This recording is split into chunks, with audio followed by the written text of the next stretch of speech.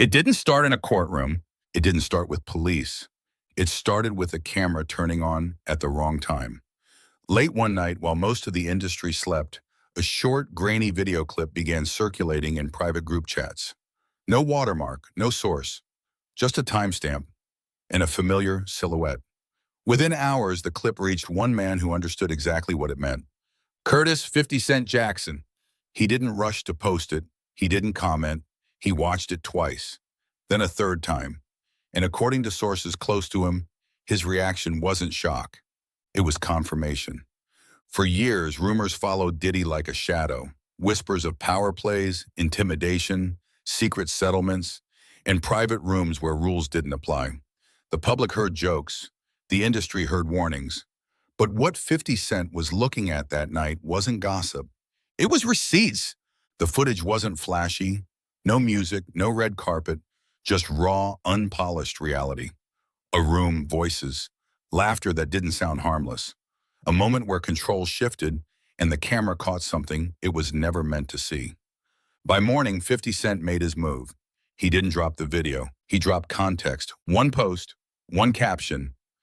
Barely a sentence, but it hit like a grenade. Hey, y'all been asking why I don't mess with certain people. Now you know. The internet froze. Fans refreshed. Journalists scrambled. Industry insiders went silent. Because they understood something the public didn't. Curtis Jackson doesn't bluff. When he speaks, it's because he knows what comes next. Within hours, other clips surfaced. Short, fragmented, each one worse than the last, different locations, different years.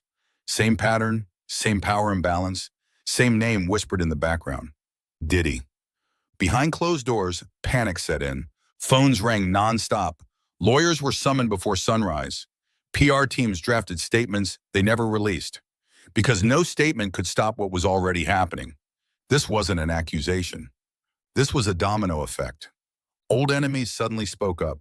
Former associates stopped returning calls. Executives quietly distanced themselves.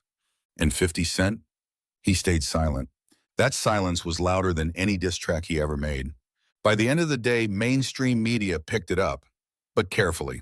Alleged footage, unverified sources, online speculation. But behind the scenes, federal investigators were already making calls because the footage didn't exist in isolation. It lined up with open cases, with sealed complaints, with testimonies that had been ignored. The most damaging part wasn't what the camera showed. It was what it confirmed.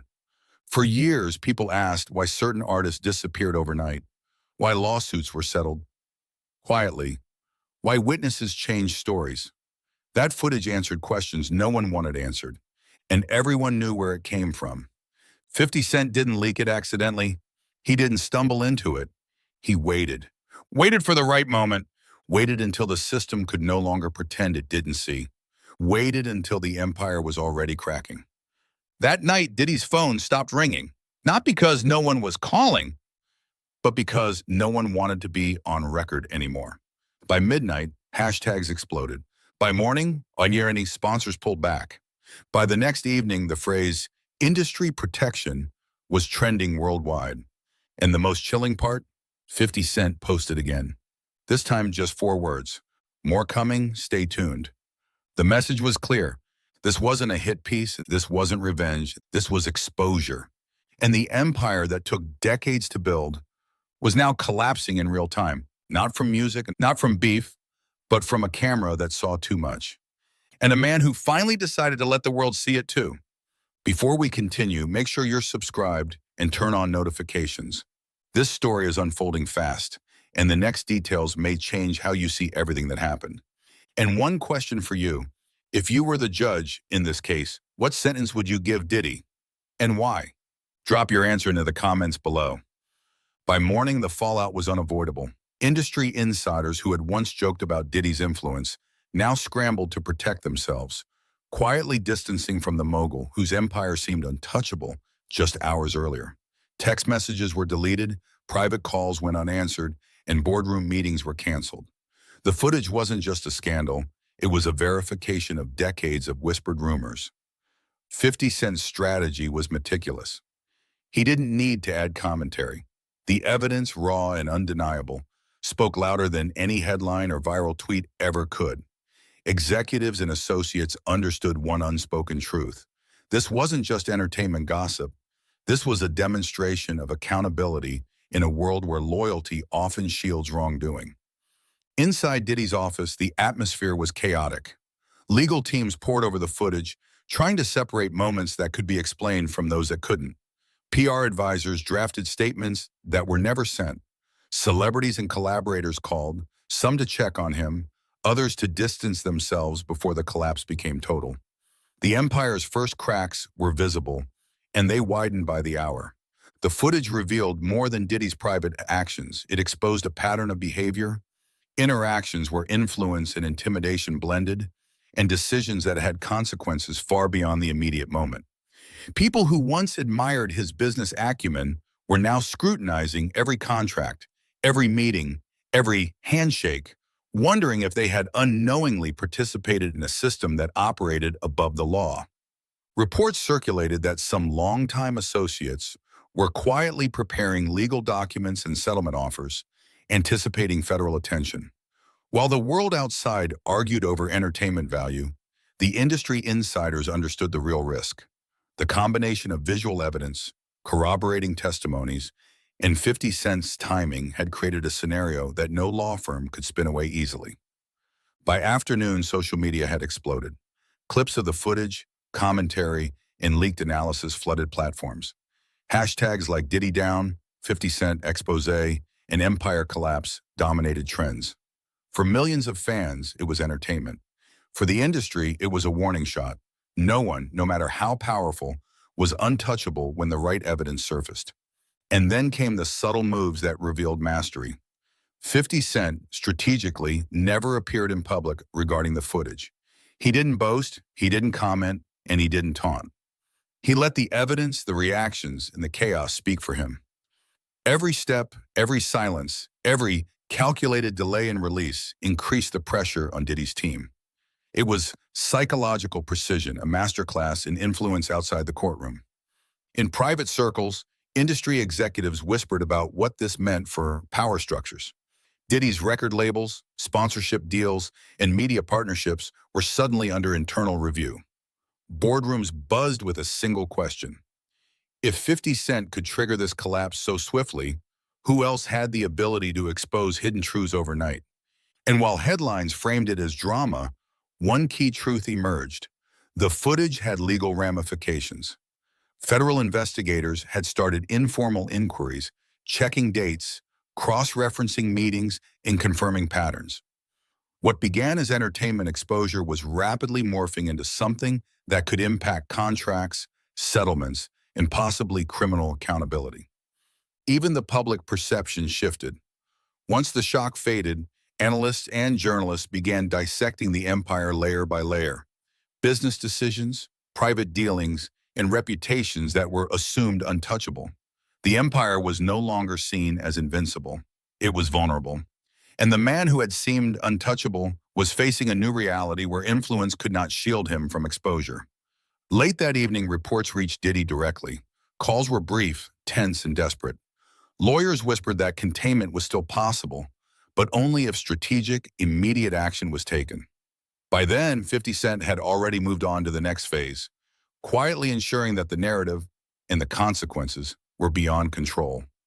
The world outside believed they were witnessing a celebrity scandal. Inside, those who understood the industry recognized a calculated, deliberate dismantling of influence, executed by a man who knew precisely how the dominoes would fall. By the third week, what began as viral footage had escalated into a full-blown legal and media storm.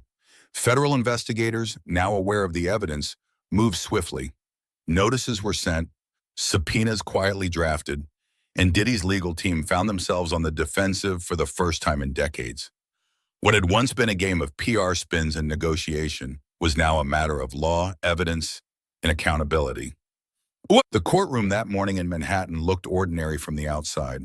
People passing by would never have guessed the weight of history about to unfold inside. Inside, every seat was taken, journalists leaned forward in anticipation, and lawyers whispered quietly, their faces pale with tension. The footage, once online entertainment, had become a binding piece of evidence that threatened multiple layers of Diddy's empire. Judge Aaron Subramanian, known for his sharp, unflinching demeanor, entered without fanfare. His presence alone silenced the murmurs. The first words weren't about fame or music. They were about responsibility and accountability. We are here to assess evidence. Allegations will be scrutinized under law, not public opinion, he said, eyes scanning the room with precision. For Diddy, the moment of spectacle was gone. This was reality, cold, unrelenting, and consequential. The prosecution presented the footage. Clips were projected silently, each frame dissected. Lawyers on both sides paused, leaned forward, and whispered among themselves. Moments that had seemed innocuous on phones and laptops now carried the weight of judicial scrutiny. Every laugh, gesture, and interaction was analyzed. Witnesses who had previously avoided testimony were now called in, corroborating sequences from the footage. It was evidence layered with verification, impossible to dismiss with charm or celebrity influence. The courtroom atmosphere was tense, thick enough to feel with each breath. Journalists writing furiously knew that this was more than a case. It was a precedent. For the public, it was scandal. For insiders, it was a lesson in vulnerability. Diddy sat, hands clasped, jaw tight, listening as the prosecution methodically laid out the sequence of actions that exposed mismanagement, manipulation, and influence exerted beyond acceptable limits. Meanwhile, outside the courthouse, social media exploded. Clips of the footage went viral again, this time paired with legal commentary. Headlines were sharper, almost surgical. Federal review confirms Diddy evidence, empire in jeopardy, 50 Cent's timing impeccable. Analysts dissected the footage, noting details that the public hadn't yet fully grasped: financial implications, contractual risks, and previously hidden legal exposure. Every mention, every trend added pressure to Diddy's team. Back inside, a critical moment unfolded. The prosecution called a former associate to the stand, someone who had previously signed confidentiality agreements. Their testimony aligned perfectly with the footage. Instances of hidden operations, undisclosed agreements, and breaches of trust. Each statement struck like a hammer, eroding defense strategies one by one. Even seasoned lawyers had to adjust their tone, realizing that charm, fame, or influence would not withstand corroborated visual and testimonial evidence. Diddy's defense attempted to frame the footage as contextually misleading. They argued selective editing, insinuated motives, and highlighted gaps. But the judge, seasoned and exacting, countered each argument with calm precision. Evidence will be assessed on its merits, not narrative convenience, he said, tapping a stack of exhibits. Every word reminded the courtroom and the public that accountability doesn't bend for celebrity. By afternoon, the courtroom tension had reached near unbearable levels. Every shuffle of paper, every whisper, every subtle gesture was amplified. Reporters outside captured crowds reacting live. Fans split between outrage and loyalty, corporate partners reassessing affiliations, and legal commentators predicting financial and personal fallout. The empire Diddy had built over decades was now under public dissection, its foundation shaking with each revelation. Even 50 Cent remained a quiet presence in the narrative. He didn't post commentary, he didn't engage with media. He let the footage, the testimony, and the courtroom proceedings speak for the chain reaction he had orchestrated. Every move was deliberate, exposure without overexposure, influence without self-insertion, power without a public display. The man who ended Diddy's empire overnight didn't need applause. He only needed truth to land. By late evening, projections of potential consequences circulated quietly among lawyers, executives, and advisors. From sponsorships to music rights, every revenue stream was analyzed for risk. The footage wasn't just entertainment. It had transformed into a strategic lever, and the legal system was already moving to act. Diddy's team could only respond in fragments, a reactive defense to a proactive exposure. And through it all, one fact became undeniable. The combination of timed evidence, corroborated testimonies, and media amplification had created a force unstoppable by charisma or past fame. Diddy's empire, once considered untouchable, was cracking publicly, legally, and financially, all within the span of weeks. By the fourth week, the world outside had already formed an image. Diddy, the mogul, the icon, facing the consequences of exposure. But inside his inner circle, reality was far more chaotic and far more personal. Lawyers whispered in back rooms, PR teams scrambled to draft statements that could never match the magnitude of the footage, and longtime associates began quietly retreating, leaving Diddy alone with the consequences of a lifetime of decisions. The footage had done more than go viral. It had eroded trust. Partners who once celebrated his instincts now questioned them, doubting every deal signed, every partnership agreed upon. Board meetings, once arenas of bold strategies, turned into silent sessions of damage control. Emails piled up, contracts were reviewed line by line, and advisors argued about whether any move could stop the dominoes from falling. Diddy himself spent hours in reflection. In private moments, his phone rang endlessly, calls he could not take without risking more exposure. His team was fractured, some loyal by contract, others by habit, now questioning the viability of loyalty in a collapsing empire. For the first time in decades, the man known for controlling rooms, shaping trends, and directing global attention felt powerless inside his own empire. Late nights became a ritual of reckoning. He would sit in the dark, replaying the footage on his own devices, analyzing every laugh, every interaction, every subtle gesture captured on camera. Each frame cut deeper than headlines ever could. He realized it wasn't just about the public humiliation. It was about the truth everyone else had feared to confront. For decades, charm and influence had shielded him from scrutiny. Now, transparency was a weapon being used against him. The impact wasn't just emotional, it was tangible. Major sponsors quietly froze payments. Upcoming projects were put on hold. Collaborators removed themselves from joint ventures. Legal teams warned of cascading financial and contractual liabilities. Every phone call was another reminder. The empire was unraveling faster than he could react. What had been celebrated as innovation and boldness was now framed as recklessness and reckoning. Even inside his own offices, tension was palpable. Staff whispered in corners. Security teams were stretched thin, monitoring for leaks. Every interaction was a calculated risk. Diddy's once impenetrable confidence now gave way to careful observation and quiet deliberation. The man who commanded stages and boardrooms now measured every word, knowing any misstep could further destabilize his empire. Meanwhile, the footage continued to circulate in private legal circles. Investigators cross-referenced details, confirmed interactions, and quietly aligned cases with existing complaints. What had seemed like a viral scandal had morphed into an operational and legal audit of unprecedented scale. Contracts were reviewed, prior statements re-examined, and long-hidden details were now under scrutiny. Diddy's team struggled to contain information that was never meant to be public. In the personal realm, relationships strained. Close friends distanced themselves to avoid entanglement. Family members faced public scrutiny by association. Every decision, once celebrated as strategic, was now dissected as potentially damaging. Diddy realized the empire he had built was more fragile than he had ever admitted. And the man orchestrating the exposure remained absent, yet omnipresent. 50 Cent's calculated silence amplified every ripple of chaos. By the end of Part 4, one undeniable truth had emerged. The downfall wasn't just public. It was structural, systemic, impersonal. Every relationship, every contract, every layer of influence had been tested. Diddy's empire, once synonymous with power and control, now existed in fragments.